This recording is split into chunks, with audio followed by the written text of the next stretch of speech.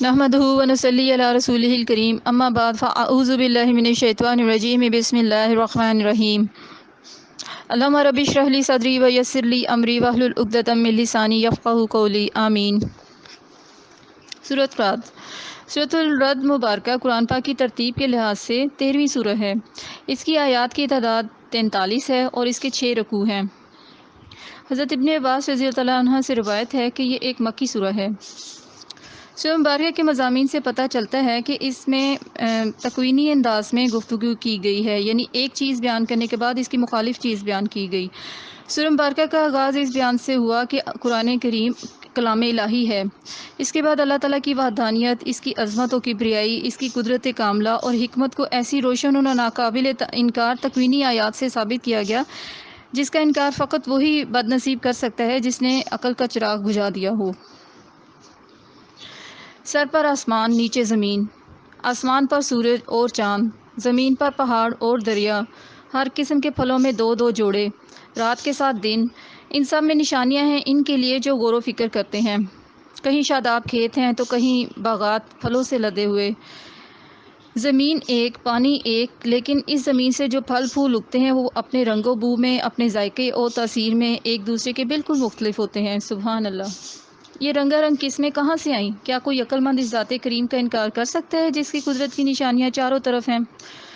اس قدرت کاملہ کے ساتھ ساتھ ذرا اس کے علم کا بھی اندازہ لگائیے۔ ظاہر و باطن میں کوئی چیز بھی تو ایسی نہیں جس کی اسے خبر نہ ہو۔ فرمایا جا رہا ہے شکم مادر میں ایک قطرہ آب کو انسان بنانے تک جن مرحلوں سے گزرنا پڑتا ہے ان میں سے کوئی بھی ایسی بات نہیں جو اس کے علم اور اذن کے بغیر رونما ہو رہی ہو۔ جس ذات اقدس کی قدرت اتنی کامل، جس کی حکمت اتنی محکم، جس کا علم اتنا محیط ہو، بلا شبہ وہی اور صرف وہی معبود برحق ہے۔ ان روشن نشانیوں کے باوجود منکرین حق کی ہٹ درمی کچھ کم حیرت انگیز نہیں۔ ایک طرف روشن حق، دوسری طرف کفر کے اندھیرے، اور وہ باطل کے اندھیروں سے اتنے مانوس ہو چکے ہیں کہ حق کا اجالا ان کے لیے ناقابل برداشت ہے۔ وہ جب دعا مانگتے ہیں تو یہ نہیں کہتے کہ انہیں راہ حق پر چلنے کی سعادت نصیب ہو، بلکہ عرض کرتے ہیں کہ اگر یہ سچ ہے تو ان پر عذاب کیوں نہیں آتا؟ نعوذ باللہ!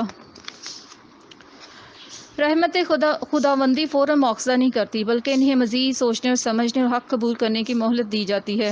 فرمایا وَإِنَّ رَبَّكَ، اور اے محبوب بے شک آپ کا رب، لَذُو مَغْفِرَةٍ لِلنَّاسِ، بہت بخشنے والا بھی ہے لوگوں کو، عَلَىٰ ظُلْمِهِمْ، ان کے ظلم و زیادتی کے باوجود، لیکن ساتھ ہی فرما دیا کہ وہ سخت عذاب دینے والا بھی ہے۔ وہ رب پاک ظاہر اور پوشیدہ کو جاننے والا ہے، اس کے علم میں ہے جو آہستہ بولے یا تیز بولے، اور پھر وہ بجلی کبھی ڈرانے کے لیے اور کبھی راہ دکھانے کے لیے بھیجتا ہے۔ فرمایا گیا ہر چیز جو آسمانوں میں اور زمین میں ہے سجدہ کر رہی ہے، بعض خوشی سے اور بعض مجبوری سے، اور ان کے سائے بھی سجدہ کر رہے ہیں، صبح کے وقت بھی اور شام میں بھی۔ پھر پوچھا جا رہا ہے کیا برابر ہو سکتے ہیں اندھا اور بینا، یا اندھیرا اور نور؟ فرمایا جن چیزوں کو تپاتے ہو آگ کے اندر، اس میں بھی جھاگ اڑتا ہے، بس جھاگ تو ضائع چلا جاتا ہے اور جو نفع بخش چیز ہے وہ باقی رہتی ہے، یعنی حق۔ اسی طرح اللہ پاک مثالیں بیان فرماتا ہے حق اور باطل کی۔ پھر فرمایا جا رہا ہے جن لوگوں نے اپنے رب کا حکم مان لیا ان کے لیے بھلائی، اور جنہوں نے نہیں مانا اگرچہ پوری زمین سب کی سب یا وہ اتنا ہی اور بطور فدیہ دیں عذاب سے بچنے کے لیے تو بھی قبول نہ ہوگا۔ استغفر اللہ! اور ان بد نصیبوں کا ٹھکانہ جہنم ہے۔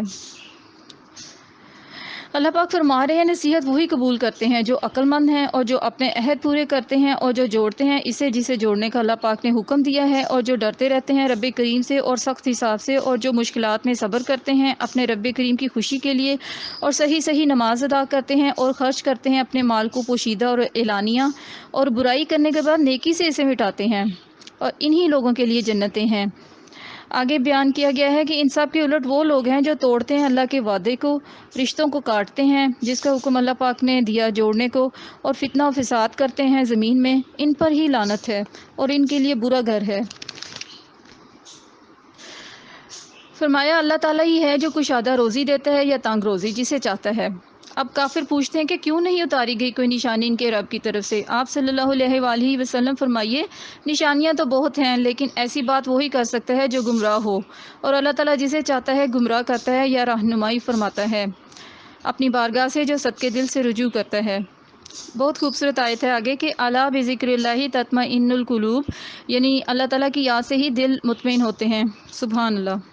آگے فرمایا جا رہا ہے کہ اگر اللہ تعالیٰ چاہتا تو سب کو ہدایت دے دیتا، لیکن اللہ پاک نے سوچنے کا حق دیا تاکہ یہ سوچیں، سمجھیں اور فیصلہ کریں، اور جسے اللہ گمراہ ہونے دے تو اس کو ہدایت دینے والا بھی کوئی نہیں۔